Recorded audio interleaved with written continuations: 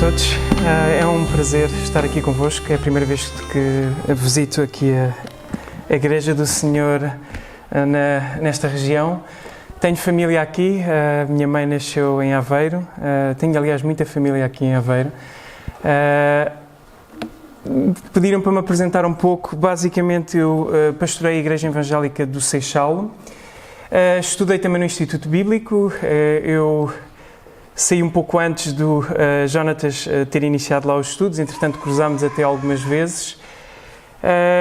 Venho acompanhado da minha esposa, Brenda, e não sei se tenho muito mais a dizer. Também participo, também apoio a disciplina de Aeronáutica no IPP. Basicamente esta é a minha vida. Um pouco mais sobre mim vão acabar por perceber ao longo deste sermão, porque o Pai Nosso é uma das passagens que mais tem afetado a minha vida, entre outras. Esta, garantidamente, eu costumo dizer, se eu tivesse 3 sermões para dar antes de morrer, garantidamente um deles ia ser sobre o Pai Nosso. E espero que hoje, até ao final deste sermão, possam entender o porquê e o quão relevante ele tem sido. Eu pedi então que abríssemos as nossas Bíblias em Mateus capítulo 6.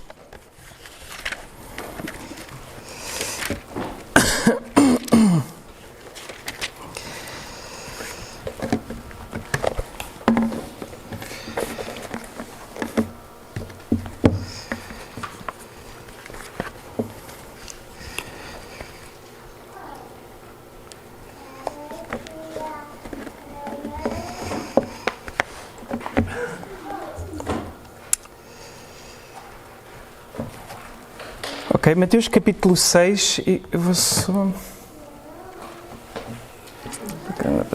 chegar um bocadinho mais abaixo.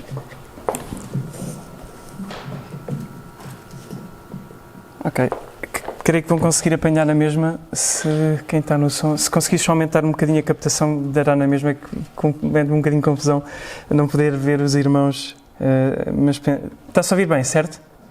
Ok, se não se ouvir, digam. Ok, então, Mateus capítulo 6, vamos ler do verso 9 a 13, ainda que depois eu vou também explicar os versos 14 e 15. Não vai dar para explicar tudo o que há a ser dito nesta passagem num único sermão. E talvez dos sermões mais desafiantes para mim, não obstante eu já ter dado este sermão muitas vezes, é dar todo este sermão apenas num único sermão. Aliás, esta passagem num único sermão.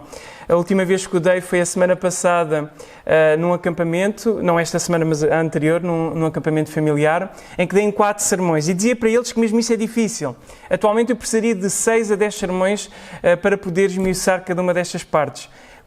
Se alguém me tivesse dito, e houve alguém que disse algo parecido, há uns anos atrás, quando eu dava ainda só num sermão, que esta passagem poderia ser dada em vários sermões, na altura a mim parecia-me estranho e parecia-me bem, se calhar as pessoas vão inventar, mas garanto-vos, não se inventa nada.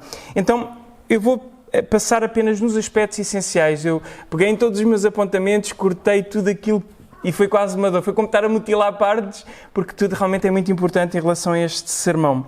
Então vou ler do 9 a 13 e depois então vou-vos dar também, obviamente, o resto e o contexto.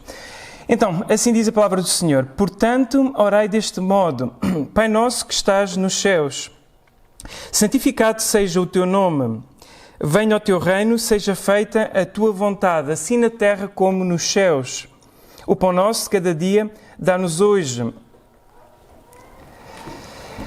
E perdoa as nossas dívidas, assim como perdoamos aos nossos devedores. E não nos deixes entrar em tentação, mas livra-nos do mal. Vamos orar, irmãos. Querido Deus, te agradecemos pela tua palavra, te pedimos que neste momento me venhas dirigir para expô-la e também te peço que venhas preparar os nossos corações para entendê-la e sermos profundamente afetados por ela. Em nome de Jesus, amém. Estou aqui a colocar as coisas em ordem, que as tecnologias às vezes falham e tinha aqui agora o telemóvel a fazer um barulhozinho. Bem, eu gostava que nós iniciássemos com o mesmo sentimento e com o mesmo desejo e intenção no nosso coração que os discípulos. Em Lucas 11, a passagem paralela a esta, em que também vem a oração do Pai Nosso, vemos um pedido peculiar dos discípulos. Curiosamente, tu não vais encontrar os discípulos a pedir a Jesus: Jesus, ensina-nos a pregar como tu pregas, ou Jesus, ensina-nos a fazer os milagres que tu fazes. Não obstante eles ficarem muito maravilhados com a forma de Jesus pregar e a forma de Jesus fazer sinais, não houve esse registro na Bíblia, mas há um registro. Foi os discípulos perguntarem a Jesus para ensiná-los a orar. Eu gostava que começássemos hoje e vocês também preparássemos os nossos corações com este mesmo sentimento. E foi com este sentimento que eu voltei ao Pai Nosso, após muitos anos já de caminhada com Cristo. Eu não falei sobre isso, mas já nasci dentro da igreja, com muitos de vós. Tive também todo o meu processo. E após muitos anos, estava eu durante o 2º ano do Instituto Bíblico a avaliar a minha própria vida, a minha vida de oração, sempre a dar bastante importância à oração, porque é das áreas que nós com mais facilidade descuidamos. E eu dizia, Senhor, ensina-me a orar. Eu gostava de convidar-vos a fazer esse mesmo pedido ao Senhor e hoje aprendermos isso mesmo com o texto bíblico. Durante o 1º e 2º ano que tive no IBP, iniciei também estudos depois avançados de grego porque tive interesse de ir mais a fundo. E enquanto nós traduzíamos algumas passagens, eu comecei a tomar mais atenção ao pormenor das palavras. Como, por exemplo, em João 15, 7 e depois também o 16, em que fala de uma forma que eu comecei a perceber. Deus deseja responder às nossas orações. Porque, por exemplo, em João 15, 7 diz: se vós estiverdes em mim, as minhas palavras estiverem em vós, pedireis o que quiserdes e vos será concedido. E no final dessa passagem, no verso 16, diz: não me escolhestes vós a mim, mas eu vos escolhi a vós e vos nomeei para que vades e deis fruto, e fruto que permaneça, a fim de que tudo quanto pedirdes em meu nome ao Pai, Ele vos conceda. Ou seja, Deus deseja conceder e responder às nossas orações. E a pergunta que se colocava é: porquê é que Ele não responde às nossas orações? Parte já nós poderíamos entender por este tipo de passagens, porque diz: se estiverdes em mim e as minhas palavras estiverem em vós. Há uma condição. Também outras passagens, como 1 de João 5, 14 a 15, novamente ressaltavam esta confiança que deveríamos poder ter de que Ele responde às nossas orações, quando diz: e esta é a confiança que temos nele, que se pedirmos alguma coisa segundo a sua vontade, Ele nos ouve. E se sabemos que Ele nos ouve em tudo o que pedimos, sabemos que alcançamos as petições que lhe fazemos. Novamente, há várias passagens que atestam que, de facto, se nós pedirmos de acordo com a sua vontade, Ele nos responde. E a pergunta novamente que nós levantamos é: porquê é que então não recebemos? Eu lembrava-me do apóstolo Tiago, em Tiago 4.3, que diz que muitas das vezes os crentes nem sequer recebem porque não pedem. E quando pedem, no capítulo 4, verso 3, diz: pedis e não recebeis, porque pedis mal, para esbanjardes nos vossos deleites. Bem, ficou claro para mim, por todas estas passagens, Deus deseja responder às nossas orações, mas não é de qualquer forma. Nem todas as nossas orações devem ser respondidas, porque se fossem, para nosso mal até seria. Nós nem sempre pedimos aquilo que nós deveríamos de pedir, nem do modo que deveríamos de pedir, como vamos ver hoje. Então, ao final de 2 anos de Instituto Bíblico e já de uma caminhada de vários anos com o Senhor, eu voltei-me ao básico, a perguntar o simples: Senhor, ensina-me a orar, a olhar para o Pai Nosso, e depois também os 10 mandamentos, e vão perceber um pouco hoje porque, ainda que eu não vou poder entrar a fundo. Só nos 10 mandamentos, na nossa igreja, foram 12 sermões a explicar como eu aplico isso também no meu momento devocional. Mas hoje vamos só ver também por alto. O que é que nós podemos aprender com o Pai Nosso? Bem, primeiro, não são palavras mágicas que, se tu as usas, pufs, a tua oração se concretiza. Isso não existe. Jesus não disse: usem estas palavras. Jesus falou: quando orardes, para orarmos daquele modo. Tem a ver com o modo, com a atitude. Então, o Pai Nosso ensina-nos a atitude que devemos de ter no momento da oração. Então, aspecto fundamental, ao aprenderes o Pai Nosso e ao sabê-lo de cor, e no teu momento de oração tê-lo bem presente, ajuda-te a entender a atitude que tu deves de ter na oração, em relação aos vários pontos que nós vamos ver. Ok? O segundo ponto que também eu gostaria de ressaltar, e que é muito importante, e me tem sido muito útil também a oração do Pai Nosso, é ser-nos como um guia. Muitas vezes nós temos dificuldades em encontrar motivos de oração. Às vezes eu lembro-me de lutar e pedir a Senhor: Senhor, ajuda-me a orar. É tão difícil manter-nos, às vezes até acordados, ter motivos e orar de uma forma que faça sentido, não está sempre a orar pelo mesmo. E o Pai Nosso ajuda-te a orar de uma forma muito equilibrada, a tratar da tua vida de uma forma muito profunda. Eu vou-vos dizer, dos momentos que eu tenho mais medo de me aproximar de Deus, é por um lado das Escrituras, porque elas próprias falam ao meu coração e mostram como o meu coração ainda está tão distante de ser à imagem e semelhança de Jesus, mas ao mesmo tempo também quando eu me aproximo de Deus em oração, lembrando de cada um dos tópicos do Pai Nosso. Porque como vocês vão ver, e eu espero que consigam perceber isso até ao final deste sermão, vai mexer onde mais ninguém sabe nem vê a não ser Deus. E Deus, através da sua palavra, quando tu entendes o Pai Nosso, vai remexer isso dentro do teu coração, coisas que nem tu próprio te percebias que estavam mal no teu coração e que precisam de ser corrigidas. Mas vamos então ao próprio sermão em si, a passagem do Pai Nosso dentro do Sermão do Monte. Bem, gostava de recordar que Mateus está a falar para judeus principalmente. E ele está a demonstrar que Jesus é o rei que eles esperavam, na verdade ele já veio. E o reino que eles esperavam, na verdade, já foi inaugurado, mas ainda não foi consumado. Na sua primeira vinda foi inaugurado, mas ainda esperamos a segunda vinda, na qual ele vai ser consumado. E isto vai ser importante para entendermos parte da oração do Pai Nosso, como vão ver. Também Mateus estava a mostrar, agora a Igreja é povo de Deus, com a responsabilidade de testemunhar às nações. E outro aspecto que eu vejo nos Evangelhos, até porque nós andámos 3 anos no Evangelho de Marcos, e é comum aos outros Evangelhos também, e podemos perceber no próprio Sermão do Monte e noutros ensinos de Jesus, é o que é que implica ser um discípulo de Jesus. E a própria oração do Pai Nosso traz imensas implicações práticas. Por isso eu digo, é uma passagem que dá para muitos sermões, porque é extremamente profunda, como vão poder se aperceber. Ora, por tudo o que vocês já viram até aqui, ao longo do Sermão do Monte, no capítulo 5, eu não sei se não vos causou um conflito que a mim causou, quando pensava nesse mesmo capítulo, que é, parece que o que o Senhor nos está a pedir é impossível. Eu não sei se tiveste essa sensação, porque o sermão inicia a falar como são os cidadãos do reino. E quando tu tomas atenção a cada um daqueles versos, a sensação que eu tenho muitas vezes é, eu não sou tanto assim. E se tivesses com dúvidas, não te esqueças que o Senhor Jesus, no capítulo 5, verso 20, disse: se a vossa justiça não exceder a dos escribas e fariseus, de modo algum entrareis no reino dos céus. Ou seja, ele está a puxar a coisa a um patamar que não basta as aparências. Aparências eram o que faziam os fariseus, aquilo que eram considerado a nata daquele tempo, os mais esforçados, os mais conservadores. Eu, na minha igreja, costumo dizer aquilo que é o equivalente às nossas igrejas, nas quais nós nos identificamos, que tentamos ser muito esforçados, conservadores. E ainda assim, o que Jesus ali está a dizer é mesmo aqueles que vocês consideram os mais conservadores, os mais esforçados. Se a vossa justiça, se o nosso modo de proceder, de viver a fé, não ceder a forma deles viver, nada feito.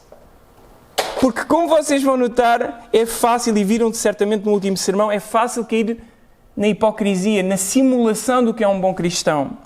Mas volto a dizer, se tu tinhas dúvidas que o que Jesus está a pedir é muito difícil, e não é apenas muito difícil, é humanamente impossível, sem a ação do Espírito de Deus, lembra-te que nos 6 ditos que também vocês viram sobre os ditos que vinham do Antigo Testamento, Jesus está a mostrar como os cidadãos do reino devem de interpretar a lei, como olhar a lei. E isso rebenta com tudo, porque olha para os nossos corações e põe a nu os adultérios que mais ninguém vê.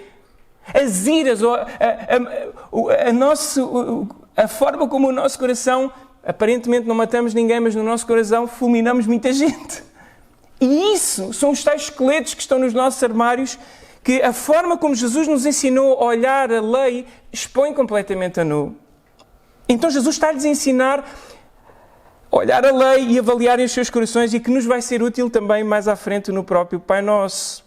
E no final, do capítulo 5, verso 48, diz: sede vós, portanto, perfeitos, portanto, sede vós perfeitos, como é perfeito o vosso Pai Celeste. Talvez com dúvidas que era impossível, eu vou-te dizer, é impossível realizar o que Jesus pediu sem a ação do Espírito Santo. A este momento, e se tu já tiveste uma caminhada razoavelmente longa com o Senhor, tu já sabes que apenas pela tua força tu vais tentar ser perfeito, não vais conseguir e vais cair numa coisa: a hipocrisia de simular perante os outros irmãos na igreja e lá fora uma aparência de santidade e o coração cheio de coisas muito erradas. E a única forma de tratar isso é o que vem precisamente no capítulo 6. Por um lado, Jesus alerta: olha, não tenham a vossa prática de fé como aos hipócritas. Eu sei que o que estou a pedir é humanamente impossível. A solução não é simular ser um cristão do modo que eu vos estou a dizer, um cidadão do reino do modo que eu vos estou a dizer. Não é simular, não é fazer de conta, não é ser um ator. É isso que é um hipócrita. Mas sim, fazeres o que estás a fazer a tua vida com sinceridade, e foi o que vocês viram no último sermão. E agora vou-vos mais longe. Sinceridade é necessário, mas não basta. Por isso nós chegamos precisamente ao Pai Nosso, e por isso é que na interrupção destes 3 áreas de hipocrisia, ou seja, hipocrisia nas esmolas, na oração e no jejum, 3 áreas de grande importância para os judeus em termos da piedade, ele no meio ele interrompe e ele para precisamente para falar sobre a oração do Pai Nosso, demonstrando que tu podes fazer com a maior sinceridade do mundo e até estar a papaguear coisas, e ele fala disso antes, e não estás a fazer nada diferente dos pagãos. Eu vou dizer, muita gente usa a oração do Pai Nosso, papagaia, e não entende o que está a dizer. Não entende a utilidade dela. E aquilo que ele está a fazer não é muito diferente daquilo que um pagão lá fora pode fazer, a repetir e a papaguear algo sem sentido. Ok?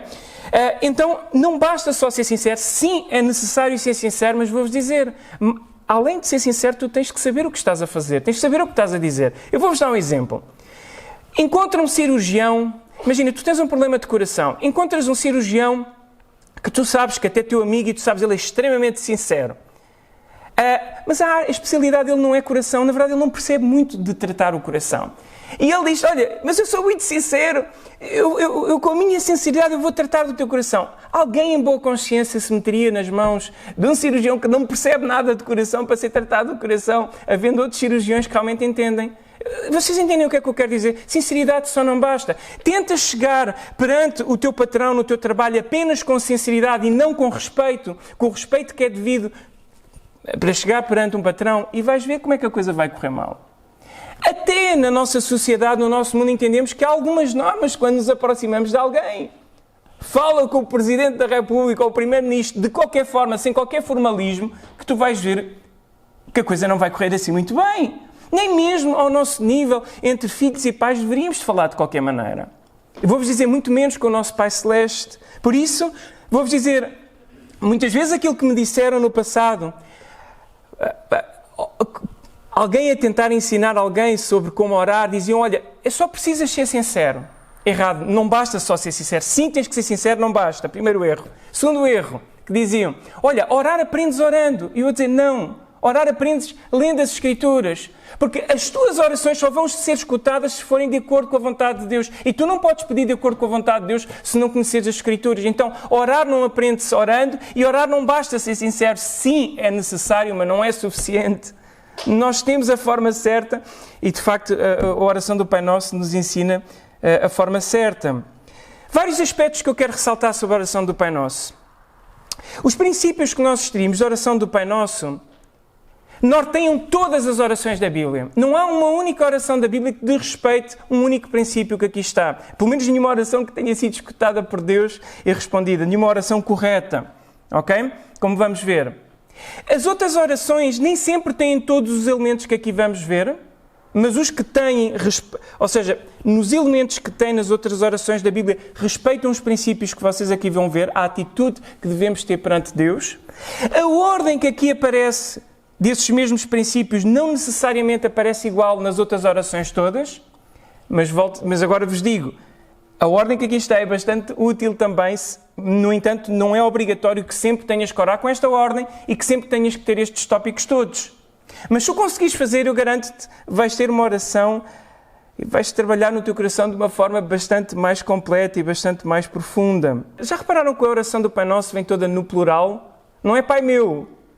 Um dos erros que foi logo corrigido quando eu comecei a orar e a aprender, pedindo a Deus, Deus ensina-me a orar, olhando o Pai Nosso, e fui logo corrigido olhando a oração como um todo, em que vem toda no plural, é que muitas das vezes as nossas orações estão repletas de eu. Pensamos às vezes muito pouco nos irmãos. Esta oração está no plural e às vezes há quem ache que é para ser tida apenas em público, porque está no plural, mas vou-vos dizer, há orações no plural na Bíblia, como Daniel 9, em que estão no plural e são tidas em privado. Então, esta oração, na verdade, pode ser tida em público, em comunhão, vá com os irmãos, mas também pode ser em privado. Aliás, até foi esse o contexto mais próximo desta mesma passagem, foi o contexto da oração em privado. Então, este é um tipo de oração, este é um tipo de atitude que tu deves ter tanto no privado como quando estás com o resto da igreja.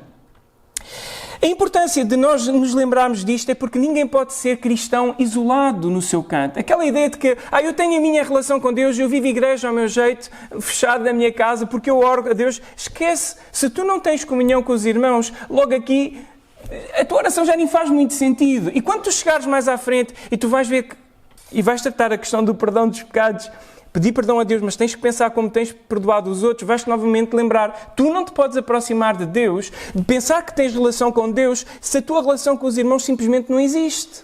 Não é possível. A tua oração é vã. As duas coisas, como vocês vão ver mais à frente, e nós vamos poder notar, estão intrinsecamente ligadas. Então, esta é uma oração para ter no coletivo. A oração que nos faz lembrar, desculpem, que nós nos aproximamos de Deus em igreja. Mesmo quando eu estou sozinho no meu quarto, eu continuo a ser parte de igreja.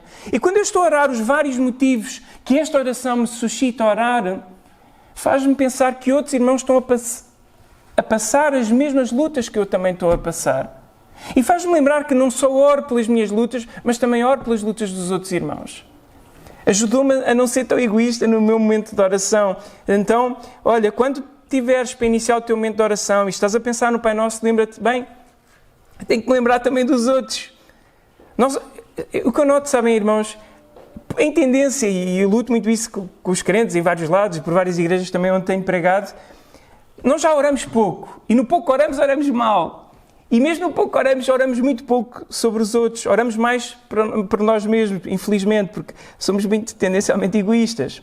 Outro aspecto que tu notas logo no início da oração do Pai Nosso é Pai Nosso que estás nos céus. Este aspecto de chamar a Deus Pai não era normal no Antigo Testamento. Deus é visto como Pai em algumas passagens no Antigo Testamento, mas como analogia. Deus é como um Pai, mas nunca ninguém tratou de Deus por Pai. Isto é algo que aparece em Cristo e que, na verdade, até chocou de alguma maneira os primeiros ouvintes, porque nunca ninguém tinha chamado Deus de Pai, muito menos ensinar outros a chamar a Deus Pai. Tu não tens orações na Bíblia, no Antigo Testamento, alguém a tratar Deus por Pai. Como o Pai, dizer Deus é como um Pai, sim, mas não a tratá-lo por Pai. E isto é relevante porquê? Tu, quando te aproximas em oração, tu tens que perceber de quem estás a aproximar. Para, como eu disse, ter a atitude certa. Porque muitas das vezes a atitude com que nós nos aproximamos de Deus não é como o Pai. Muito menos como o Pai Todo-Poderoso. Quando tu pensas como o Pai, está-te a lembrar que Ele, não obstante ser um Deus todo-poderoso, transcendente, muito mais forte do que qualquer um de nós, inacessível às nossas capacidades por nós mesmos chegar a Ele, Ele é o teu Pai, é próximo, é um Deus também, ou seja, é transcendente, mas também é imanente, é próximo. É um Deus que tem relacionamento íntimo connosco. É um Deus que se preocupa connosco, como nós vemos também no nosso mundo natural, a que tiveram bons pais, como um pai que cuida dos seus. Então, quando tu te aproximas de Deus, tu, por um lado, tens esta confiança, porque Ele te trata como filho, te dá esse privilégio de ser chamado filho de Deus, que só por si já te motiva a adorá-lo, e toda a tua oração mal inicias. Se tu lembrares do Pai Nosso, inicias logo com um momento de adoração e apreciação por quem Ele é, porque Ele é Pai, Ele é o Pai que está nos céus, é o Todo-Poderoso, e te faz pensar nas imensas características dEle, nas imensas implicações disso, porque tu foste tornado filho de Deus sem o merecer, e eu.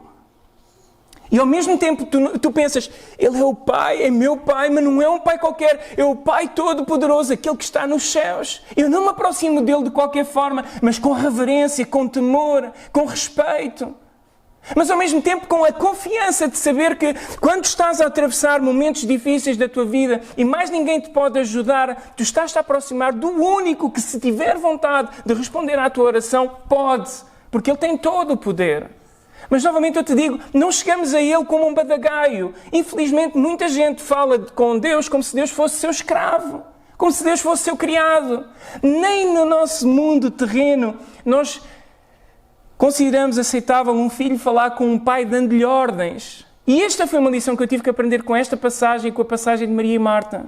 Marta, quando se aproxima de Jesus, não foi para ouvir Jesus. Foi para dar ordens a Jesus, dizendo, Jesus, Fala à minha irmã para me vir a ajudar. E a pergunta é, quem sou eu? Quem és tu para dar ordens a Deus? Quando te aproximas de Deus, tem grande reverência, lembrando que Ele é teu Pai, mas não é um Pai qualquer, é o Pai Todo-Poderoso.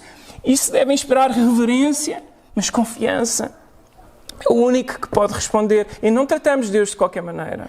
Por isso, a forma, mesmo quando tu te aproximas e tu sabes de quem estás-te a aproximar, é a diferença entre aproximar-te de Deus de verdade ou aproximar-te de uma imagem que tu criaste errada de Deus. Porque quando nós nos aproximamos de um Deus a quem nós damos ordens, nós não estamos a aproximar de Deus, estamos a aproximar de uma imagem que nós inventamos na nossa cabeça e estamos a desrespeitar Deus e esperamos que as nossas orações sejam ouvidas e eu vou-vos dizer, não vão ser escutadas de facto. Então, primeira parte da oração, Pai Nosso que estás nos céus, motiva respeito, reverência, mas também confiança. O primeiro pedido é um pedido, eu diria, atípico. Santificado seja o teu nome. A pergunta é, pode Deus ser mais santo do que Ele é santo? Sabem, de nenhuma outra característica me lembro na Bíblia dizer 3 vezes a reforçar algo a respeito dele, como a respeito da santidade. Na Bíblia diz, Ele é santo, santo, santo. A pergunta é, Deus pode ser mais santo do que o que Ele já é santo? Eu vou-vos dizer não. Então a pergunta é como Deus vai responder a este nosso pedido, santificado seja o teu nome. E aqui é importante tu encharcares-te das Escrituras, meditares em toda a palavra de Deus, todos os livros da Bíblia, para que tu, quando estás a orar e pedes Deus, como eu fiz aqui, ajuda-me a entender o que é isto, santificado seja o teu nome, Ele te lembrará na tua mente outras passagens que te ajudam a entender o que aqui está. Bem, primeiro, o nome de uma pessoa no mundo antigo dizia respeito à reputação e à autoridade da pessoa. Quando alguém se dirigia em nome de um rei, esse tal era um representante do rei. Esse nome trazia consigo a sua reputação e também a sua autoridade. Por isso, quando tu oras em nome de Jesus, o importante que ali está é a autoridade concedida por Cristo. E o problema, quando nós aqui oramos, santificado seja o teu nome, para nós entendermos aqui qual é a importância, o que é que nós queremos que aconteça, é se tu recuares ao Antigo Testamento e te lembrares o problema que constantemente, infelizmente, nós como povo de Deus, falhamos e ainda hoje, infelizmente, falhamos. Constantemente o nome de Deus estava a profanar o nome de Deus com o seu modo de viver. Por exemplo, Ezequiel 36:22, em que tem palavras duras, mas que nos ajudam a entender, afinal, quem é importante aqui, que não somos nós. Até a oração do Pai Nosso fazemos sentido no coração, tudo girava em torno de mim. A minha oração girava tudo em torno de mim. E aqui eu comecei a perceber, não, tudo gira em torno dele. Ezequiel 36:22, diz, portanto, ó casa de Israel, assim diz o Senhor Deus, não é por amor de vós que faço isto, ó casa de Israel, mas pelo meu santo nome que profanaste entre as nações para onde fostes, vindicarei a santidade do meu nome, que foi profanado entre as nações, o qual profanaste no meio delas. As nações saberão que eu sou o Senhor, diz o Senhor Deus, quando eu vindicar a minha santidade perante eles. O povo de Deus estava a manchar a reputação de Deus com as suas atitudes. Quando tu estás a pedir santificado seja o teu nome, tu estás a começar logo aqui a avaliar como tu tens sido testemunha a respeito de Jesus. E não fala apenas das suas palavras a falar de Jesus, mas como tem sido testemunha o teu modo de viver. E as implicações, eu vou-vos mostrar mais à frente, são imensas. A avaliar o testemunho que tu tens tido nas tuas atitudes. Logo no teu momento de oração, isto revoluciona por completo a forma como tu olhas tanta coisa na vida. E então Deus disse, nesta mesma passagem, esta nova aliança que Ele ia fazer com o seu povo, esta transformação à qual nós hoje chamamos de novo nascimento, e o Novo Testamento assim fala dessa maneira, foi efetuada, iria ser efetuada, porque Deus ama o seu nome. Porque Ele preza pela sua reputação. E na verdade, se tu pensares que nós fomos criados à imagem e semelhança de Deus, nós devíamos espelhar quem é Deus. Cada vez que tu não espelhas quem é Deus com atitudes que não refletem o caráter de Deus, tu estás a beliscar a santidade do nome de Deus. E isto logo aqui devia provocar profundo arrependimento. Porque quando tu avalias a tua vida e nós avaliamos e somos honestos, nenhum de nós honra suficientemente Deus. E faz-te pensar, eu já nem mereço sequer pedir mais nada. Mais nada, absolutamente mais nada, porque a minha vida, nem eu como pastor, a tempo inteiro preocupado a orar, a buscar a Deus, nem eu sou 100% perfeito, nem de perto. Só houve um Cristo, e é confiando nele que nós nos aproximamos. E sabem, este é um ponto que não é pequeno, por isso eu digo isto dava para muitos sermões. Daniel, em Daniel 9, depois de ter reconhecido, tinham sido levados para o cativeiro, tinham passado já mais ou menos cerca de 70 anos. O povo não se arrependeu dos seus pecados, e Daniel fala isso na sua oração belíssima em Daniel 9. Nem com todos os profetas que enviaste nós nos arrependemos, nem com todas as correções nós nos arrependemos. Bem, Daniel já não tem motivo nenhum para dizer, olha Deus, ouve as nossas orações porque nós somos bonitos, porque nós nos arrependemos. Não havia motivos. E vou-te dizer, quando tu estás consciente do teu coração, de quem tu és, de quem nós somos, eu vou-te dizer, não há nenhum motivo em ti intrínseco para convencer Deus a ouvir as tuas orações, porque nós não merecemos. Por isso nós precisamos tanto de Cristo. E então Daniel, no final da sua oração, ele diz algo maravilhoso e extraordinário dos versos 17 a 19. Olhem o argumento de Daniel para convencer Deus a agir. Porque é o único motivo para Deus agir. Ouve, nosso Deus, as orações e as súplicas do teu servo. Por amor de ti, Senhor, olha com bondade para o teu santuário abandonado. É tudo a respeito dele. Inclina os teus ouvidos, ó Deus, e ouve. Abre os teus olhos e vê a desolação da cidade que leva o teu nome.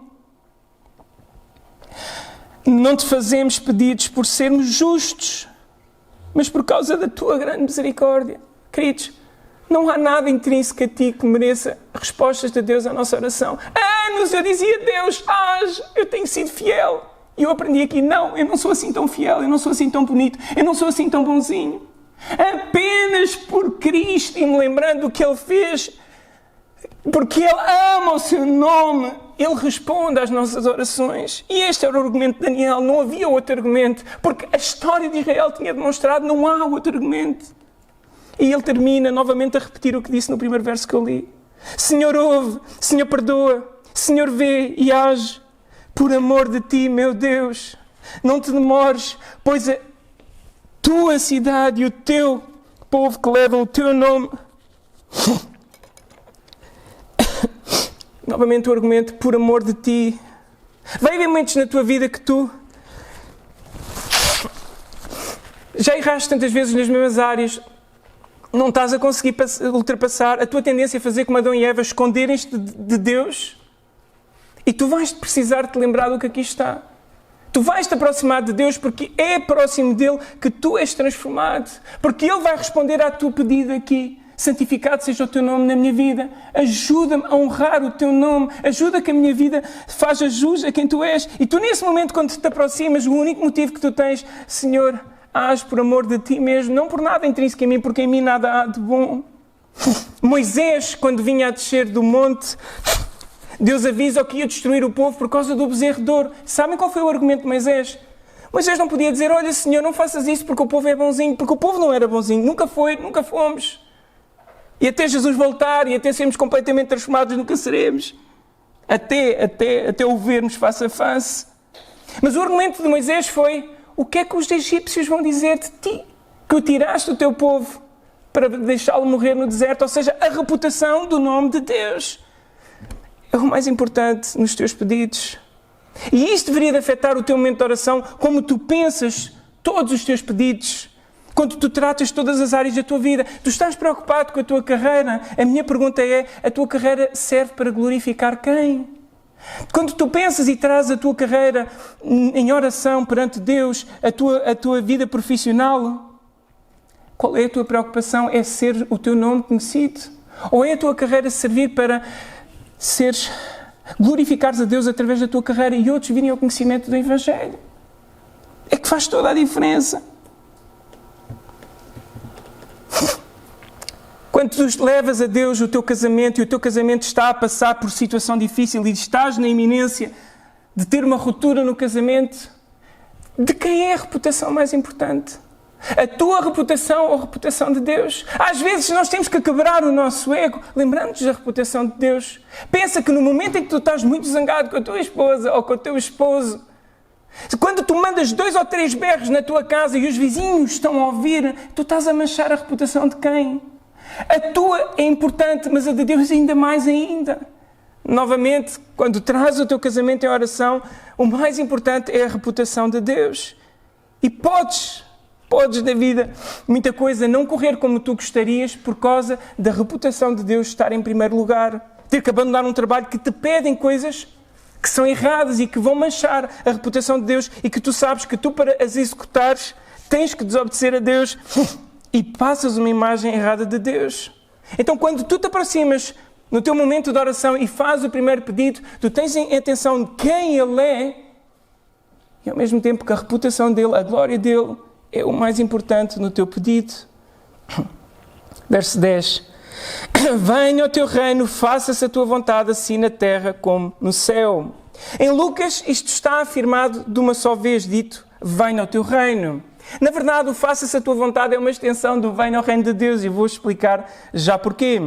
Como eu disse, os judeus ansiavam a vinda do reino de Deus. E o que Jesus nos mostrou é que o reino de Deus, na verdade, foi inaugurado com a vinda de Jesus e vai ser concretizado na segunda vinda de Jesus. E neste momento, quando nós pedimos, venha o teu reino, seja feita a tua vontade, assim na terra como nos céus, tu pensando como a vontade de Deus é cumprida nos céus, tu sabes, toda a vontade de Deus é cumprida nos céus. Mas nem toda a vontade de Deus é cumprida na terra. Os eternos decretos de Deus, sim, são cumpridos na terra, porque tudo o que Deus disse que vai acontecer, vai realmente acontecer. Mas ainda temos muita gente que desobedece a Deus. Então, quando tu oras, venha ao teu reino, seja feita a tua vontade, assim na terra como nos céus. Por um lado, tu tens o desejo que teve João no Apocalipse de João, que no final dizia, Maranata, ora vem Senhor Jesus. Tu anseias pela vinda do reino de Deus, tal como os judeus ansiavam. Porque tu estás cansado da maldade cá neste mundo.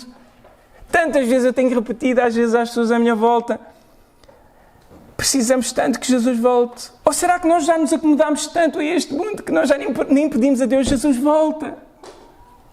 Mas por outro lado, aqueles que têm esta esperança, como diz em 1 João capítulo 3, que quando virmos sabemos que vamos ser semelhantes a eles. E aqueles que têm essa esperança, no verso seguinte diz, já no presente momento se purificam a si mesmos. Se tu tens a esperança e tens esse desejo e anseias, e geralmente quando os crentes estão despertos e avivados, e em países em que os crentes são perseguidos e se avivam, têm sempre este desejo, Jesus volta logo. Nós é que vivemos uma cultura muito facilitista, e então tornámos todos muito desleixados, há pouco estamos importados que Jesus volte, nem pensamos muito nisso. Mas quando tu estás desperto e tu dizes, Jesus volta, se tu tens esse desejo que Jesus volte para que a vontade dele permaneça em toda a terra e todos lhe sejam obedientes, tu já no presente momento desejas isso também para ti. Então neste momento de oração, tu desejas que a vontade de Deus se concretize também já na tua vida e através de outras vidas que se vão convertendo pela pregação do Evangelho. É um momento em que tu quebras a tua vontade em prol da vontade de Deus. Jesus deu o seu exemplo no Getsemane dizendo, Pai, se possível, passa de mim este cálice, todavia não se faça a minha vontade, mas sim a tua.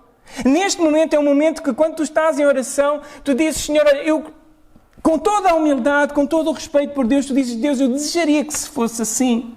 Eu desejaria que tu me livrasses do cancro. Eu me desejaria que tu me livrasses do Covid. Eu desejaria que tu me livrasses da morte. Eu desejaria Mas, no entanto, não se faça a minha vontade e a tua. Se eu tiver que passar pelo Covid, ajuda-me a ser fiel. Se eu tiver que passar pelo cancro, ajuda-me a ser fiel. Ou por qualquer outra área. Seja feita a tua vontade e não a minha. E muitas vezes nós temos que submeter a nossa vontade até no orar. Irmãos, nem sempre nós devemos orar. Jesus não disse, orem quando vos apetecer. Os discípulos não lhes apeteciam, estavam com sono. E ele várias vezes lhes instruiu, orem. Então às vezes, neste teu momento, tu quebras a tua vontade. Não tens desejo de orar, não esperas vontade de orar. Tu neste momento tu pedes, Senhor, ajuda-me a orar, dá-me desejo por orar, porque eu não... Quebras a tua vontade perante a dele e pedes, Senhor, ajuda-me, que eu não consigo. Nem sempre temos vontade de testemunhar. A nossa vontade às vezes não é essa. E tu tens que dizer que seja feita a tua vontade. Dá-me prazer em testemunhar. Às vezes divórcio é a vontade. Mas se tu quebras a tua vontade perante a vontade de Deus, naquele teu momento de oração, tu tens que dizer, não, esse não é o caminho. Sexo ilícito às vezes é a vontade para aqueles que são solteiros, bem, e mesmo os casados também erradamente podem o fazer.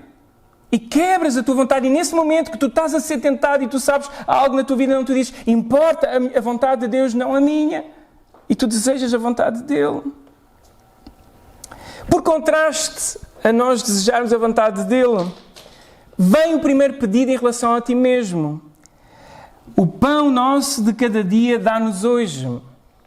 E nestes últimos dois pedidos é interessante que um fala sobre questões materiais e outro sobre questões espirituais. Eu no passado eu achava que era tudo espiritual, mas há bons motivos e hoje vos vou demonstrar para não inventar. Quando nós tentamos espiritualizar tudo demais, entramos em desequilíbrios na nossa vida e dissociar uma coisa da outra é grave. Por isso Jesus, ainda antes de tratar do teu coração em relação ao próximo e em relação a Deus, que é o que vai acontecer a seguir, tua relação horizontal com o próximo e tua relação vertical com Deus, ele vai fazer este mesmo pedido em termos materiais. A melhor maneira de nós entendermos o que é que Jesus teria aqui em mente quando diz o pão nosso de cada dia dá-nos hoje, tu ias entender se recuasses a Provérbios 37-9. São usadas as mesmas expressões e transmite-nos muito do sentimento que há por detrás e o princípio que nós aprendemos de oração por detrás deste mesmo pedido. Diz o seguinte: 2 coisas te peço, não me as negues. Mas não me as negues. Antes que eu morra, afasta de mim a falsidade e a mentira. E agora tomem atenção. Não me des nem a pobreza, nem a riqueza. Uou! Não é bem este o tipo de coisas que às vezes nós ouvimos noutros lugares. Há igrejas que pregam isto o tempo todo. Dá-nos riquezas. E ele está a dizer, não me des. Não é muito frequente. Em orações comunitárias eu nunca vi ninguém a pedir isto. Não me des nem a riqueza, nem a pobreza. A pobreza sim, toda a gente pede, mas não me des a riqueza e nunca ouvi ninguém a pedir isto. Eu espero que hoje fique claro porque é que isto aqui está. Dá-me o pão que me for necessário. A tal expressão muito próxima com a que Jesus usou. Para não suceder, olhem bem porquê. E reparem que toda a oração do Pai Nosso vai girar em torno do próprio princípio. Tudo tem a ver com a glória de Deus, a reputação de Deus, quem Ele é. Até mesmo quando tu pedes para ti o pão de cada dia, tu tens em mente Deus. E olhem porquê. Não me des nem a riqueza, nem a pobreza. Porquê? Para não suceder que estando eu farto te negue e diga quem é o Senhor, ou empobrecido venha a furtar e profane o nome de Deus. Às vezes, quando tudo está a correr bem na nossa vida e os crentes, quando estavam aflitos, buscavam a Deus. Quando começam a enriquecer, esquecem-se de Deus, já nem querem saber de Deus para nada. E é isto que ele está a dizer. Eu sei quão fraco eu sou, humanamente falando. Certamente ele teria esse tipo de pensamento. Então não me des nem de mais para que eu não me arme a achar que já não preciso de ti, nem de menos, porque mesmo quando nós temos faltas na nossa vida, somos mais suscetíveis também a pecar. Podemos pecar tanto contendo muito como contendo pouco. E o pedido aqui é, dá-me apenas o necessário. O pão nosso de cada dia é tu, quando oras na tua oração, pedis o necessário. E tu sabes bem as implicações que isto tem. Tu tens bem a noção do que é o básico. Bem, antes de mais eu gostava que tu pensasses por uns momentos. Reparaste que todas as orações da Bíblia, pelo menos todas as que eu me lembro e que foram respondidas por Deus e que Deus se agradou, nenhuma delas pede mais do que o básico. Pedem apenas o básico. E esta foi outra coisa que eu tive que aprender. Há muita coisa errada que nós estamos a pedir a Deus. Muita coisa errada. Quando tu pedes a viatura dos teus sonhos a Deus, será que isso é um pedido legítimo? Eu vou dizer, não é. Eu durante anos já vi outros colegas, amigos, quando eu era mais jovem, a pedir ao Senhor o carro dos sonhos deles. E eu ficava assim, eu estou preocupado em resolver a minha vida espiritual. Há áreas da minha vida que não estão bem e este preocupado com um carro.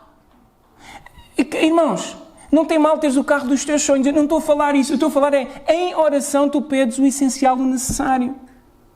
Talvez tu não estejas a entender, por isso é que eu digo isto. São precisos muitos sermões para desbravar tudo o que está aqui. Eu vou-vos dar apenas um exemplo. Houve um estudo que mostrou que em determinado leque de gerações se notou que gerações mais antigas eram mais felizes do que as gerações mais novas. Não obstante as mais novas terem muito mais do que as antigas tinham. Porque as gerações mais antigas, por exemplo, a geração do tempo do meu avô, a ideia deles era sobreviver. Nasceram em contextos muito pobres, situações muito difíceis e tentavam sobreviver. como essas expectativas eram baixas e conseguiram ter mais do que o que eles tinham de expectativas, foram pessoas muito felizes. As novas gerações que nasceram com muito mais do que qualquer outra geração antes de nós teve. Nós hoje, a população média vive melhor do que reis há 300 e 400 anos atrás, porque nós hoje temos eletricidade, temos banhinho quente, temos tudo. E mais alguma coisa, temos micro-ondas, temos bimbi, temos máquina de lavar, temos tudo e mais alguma coisa. Nós hoje vivemos melhor do que muitos reis há muitos anos atrás. E não obstante isso, somos da geração mais insatisfeita. Sabem porquê? Por causa deste tipo de raciocínios errados, como às vezes em muitas igrejas se tem pregado. Pede o carro dos teus sonhos, pede a casa dos teus sonhos a Deus. Não pedes isso.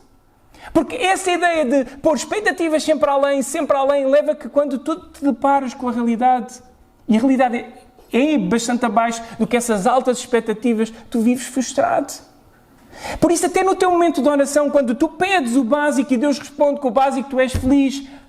Não vives infeliz uma vida inteira como eu vejo crentes porque não tiveram a casa dos sonhos, porque não tiveram o carro dos sonhos, porque não tiveram a carreira dos sonhos e Deus nunca ensinou a orar nem a pedir essas coisas.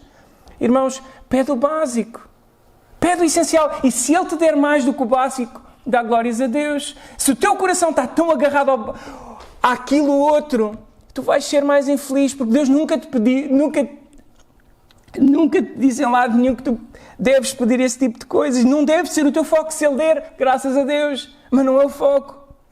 É o básico. Uma viatura. Tu pensas, quando tu oras a Deus, Deus, eu estou a precisar de uma viatura. Olha bem a diferença. Não, Senhor, eu preciso do Porsche.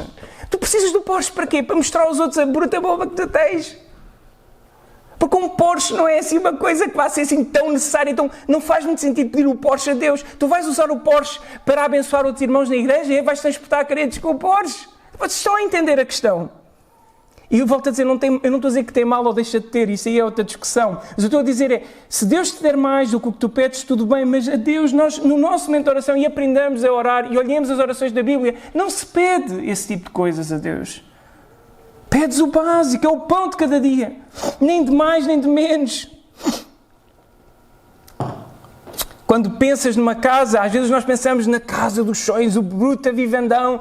Para quê? Para mostrar aos outros ou para ser hospitaleiro? É que a mesma casa pode, ter uma má intenção, é para mostrar aos outros, ou então a intenção não, eu quero abençoar outros, vou receber pessoas em minha casa, vou tirar pessoas das ruas, vamos ajudar aqui alguém que precisa.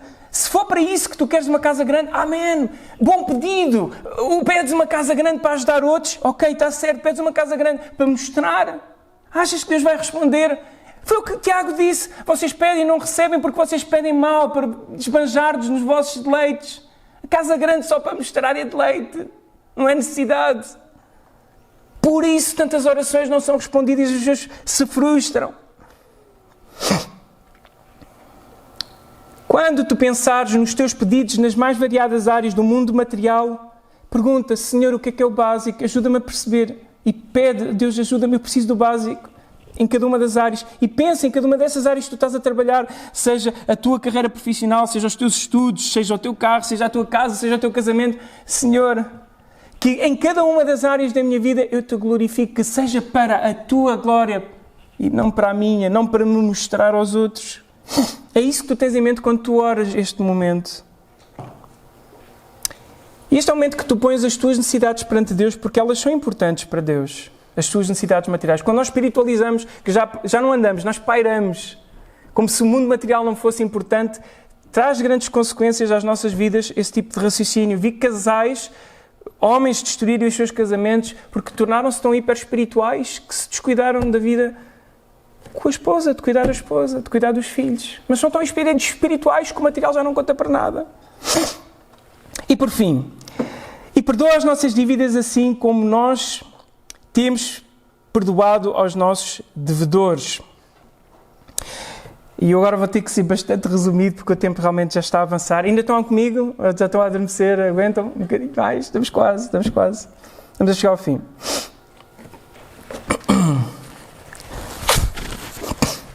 Se vocês repararem, esta expressão dívidas, em Mateus 6, 14 a 15, é mencionado como ofensas ou pecados em Lucas 11, na oração do Pai Nosso em Lucas 11. Ou seja, estamos a falar de ofensas uns com os outros, pecados, ok?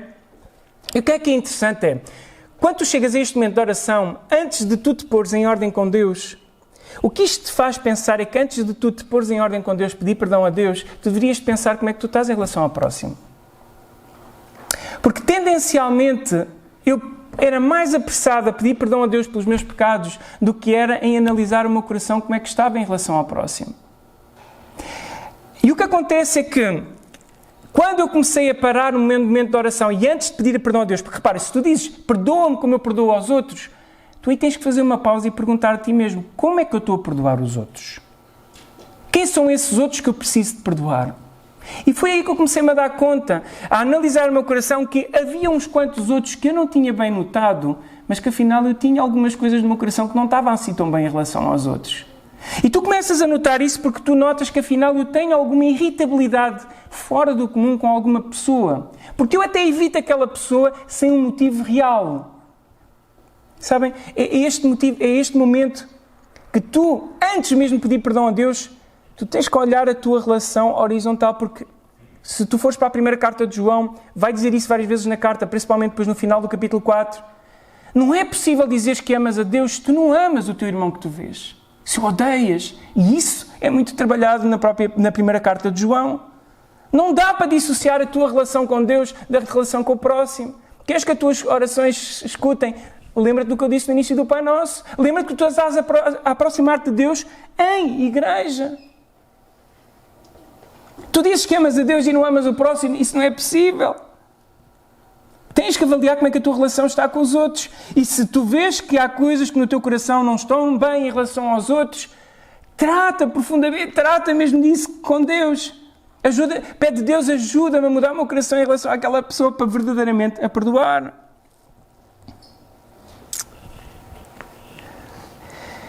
Já viram em Mateus 5, 23 a 26, que se tu fores para levar a tua oferta e sabes que o teu irmão tem algo contra ti, o que é que tu fazes? Mais importante até do que momento de culto, porque oferta, neste contexto, estamos a falar de cultuar ao Senhor com as suas ofertas, até mais importante do que aqui estamos a fazer é reconcilia-te. Se tu és um indivíduo que vens a todos os domingos, mas estás de mal com não sei quantas pessoas e tu não te reconcilias com as pessoas, o que estás aqui a fazer é vão. É hipocrisia. As beatas católicas fazem o mesmo e depois aqui somos os beatos evangélicos. Põe primeiro em ordem a tua vida com o próximo. Caso contrário, obviamente, a tua oração com Deus não vai muito longe. E se tu vês que está-se a desenvolver sentimentos de amargura no teu coração e tu sabes, filho de Deus nascido, que tem de Deus, que tem a semente de Deus no seu coração, não pode ter amargura no coração, tu lutas contra isso. Lembrando do que Jesus disse. Jesus já atrás, e vocês viram isso também já atrás no Sermão do Monte, Ele mandou-nos fazer o quê? Amar só os nossos amigos, aqueles que nos fazem bem, aqueles que nós gostamos muito. Não, Ele disse, amem os vossos inimigos e orem por quem? Pelos que vos perseguem. Então, neste momento da oração em que tu estás a ver como estás em relação aos outros, se alguém te anda a fazer mal, se alguém te está a prejudicar, ora por eles. E é a melhor forma de conseguires perdoar o próximo, quando estás naquela luta com dificuldade em perdoar o próximo, é começando por orar por ele. Orar com o desejo de Deus ajuda, Deus abençoa, Deus salva, Deus transforma. Orar com o desejo que Deus haja na vida da pessoa. Então, neste momento, tu pensas em relação realmente como é que estás em relação ao próximo. E de seguida, então, tu voltas-te para ti. E quando tu te voltas para ti, eu lembro-me que quando queria avaliar o meu coração e ver as áreas que estavam mal no meu coração para tratar, eu lembrava-me do Salmo 19, 12 e 98, em que fala dos nossos pecados ocultos. E neste momento eu perguntava a Deus, como é que eu, de uma forma saudável e regular, avalio a minha vida? Como é que eu faço um check-up espiritual? Aquilo que algumas pessoas fazem, e se calhar devíamos fazer todos, uma vez por ano, em que vão fazer uma análise ao sangue a ver se há algum problema de saúde. Nós devíamos regularmente fazer um check-up espiritual, examinar a nossa vida e ver se o que é que não está bem com Deus e o que é que não está bem com o próximo. E neste momento eu lembrei-me dos 10 mandamentos, e isso eu não vou poder falar hoje. Se tu olhares os 10 mandamentos como Jesus ensinou a olhar os mandamentos nos 6 ditos, que estão no Sermão do Monte, tu vais poder avaliar a tua vida de uma forma muito profunda. Vais começar a perceber das quantas áreas não estavam bem. Vais chegar a um ponto que tu vais ter que pensar apenas um mandamento por momento de oração e às vezes um mandamento por semana e trabalhar esse mandamento na tua vida, mas da perspectiva de Jesus no Sermão do Monte.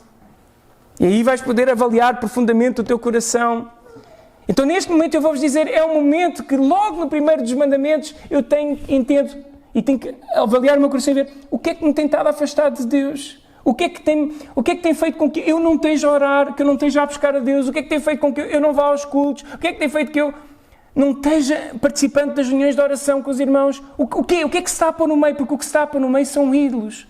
São outros deuses que não Deus. Então, neste momento que tu te avalias a tua vida e podes e deves, e é uma boa prática, usar, por exemplo, os 10 mandamentos para te avaliares e perceberes então do que é que deves pedir perdão a Deus, tu identificas e tu dizes, ok, há este ídolo na minha vida que está a implicar com a minha vida, com os irmãos e com Deus. E tu oras, Deus perdoa-me. Mas quem de facto está arrependido não faz apenas como se faz no contexto católico, em que se vai ao confessionário, libertas e agora voltas a pecar. Como alguns diziam, Filipe, é só um bocadinho. Depois pedimos perdão a Deus e está resolvido. E é o que muita gente faz. Acham que vão ao confessionário, limpa, depois volta a sujar, vão ao confessionário, limpa, volta a sujar. Não, isso não funciona assim. Quem de facto está arrependido e pede perdão a Deus com desejo de não voltar a cometer, vai orar o que está no final da oração do Pai Nosso. E não nos deixe entrar em tentação, mas livra-nos do mal. E aqui vamos então terminar. Esta é uma passagem complexa, eu vou ter que falar só muito brevemente. Deus não tenta ninguém, nós vemos isso por Tiago 1,13. Por isso, seria estranho dizer Deus, supor daqui que Deus iria tentar alguém. Tem havido várias interpretações e o que há comum, pelo menos a todas, é, depois de tu teres pedido perdão a Deus, é o desejo de não voltar a cometer os mesmos pecados e não voltar a entrar sequer em novos, antes de estares nas situações. E como é que eu percebi isso? Se tu te lembrares que Jesus, na oração no Getsemane, disse, vigiai e orai para não cairdes em tentação. Esta luta é para ser tida quando, irmãos? A maioria das pessoas, eu vejo, que só lutam na oração por causa das consequências do seu pecado.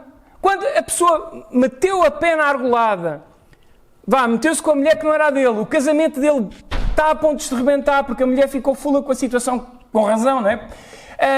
E aí a pessoa vai a Deus desesperado por causa das consequências.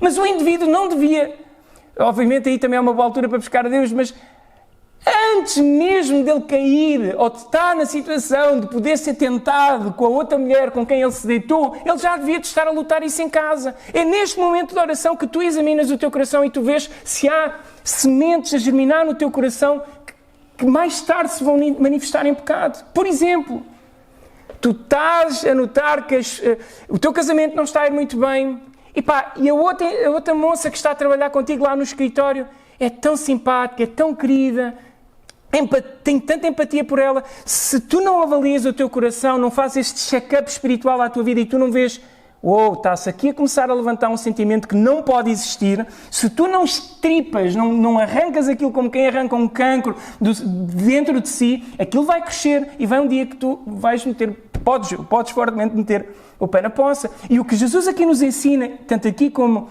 na oração no Getsemane, é antes de estares na situação, antecipadamente, começa a orar. Luta para que isso nem sequer aconteça, essa situação. A imagem que eu costumo de dar é como alguém, imagina que tu estás a guardar uma cidade, estás na torre, tu vês os inimigos, são numerosos, poderosos e fortes. Tu sabes que se os inimigos atacarem a cidade vai ser a chacina completa. Porque tu és fraquinho, tu és pequeno. E é assim que eu sou. E espero que tu te vejas dessa maneira. E tu sabes que se eles atacam a cidade, a chacina vai ser completa. Da mesma forma, tu olhas para o pecado e tu dizes, eu não quero sequer estar em situações em que me possa sujeitar a esta situação. E no final, os intérpretes, aqueles que gostam de interpretação, vou-vos explicar um pouco mais como é que chegamos a esta interpretação. Mas, antecipadamente, antes mesmo de estares nas situações, tu dizes, Senhor, ajuda-me a nem sequer passar por elas. E se tiver que passar por elas, dá-me firmeza para passar por elas. Quando passámos por perseguições, mas Jesus nunca disse peçam perseguições. Jesus, inclusivamente, disse que quando fossem perseguidos, que pedissem a Deus para que não fossem em mau contexto. Mesmo quando nós oramos, por exemplo, em 1 Timóteo, capítulo 2, Paulo diz a Timóteo para orarem pelos governantes, para que haja paz, para que nós continuássemos a exercer a nossa fé com paz. Ninguém está aqui a pedir por tribulações, por dificuldades. Nós queremos nem sequer passar pelas dificuldades, pelas provações, por essas situações. Então, antecipadamente, como tu estás a ver o exército, tu dizes, Senhor, se possível, por favor, que eles não ataquem. Porque tu sabes que se eles atacam, tu não és capaz com eles. E a única forma de tu seres capaz com essa situação é de joelhos no chão, não é sozinho, armado herói, a tentar defender a cidade, mas é com os irmãos.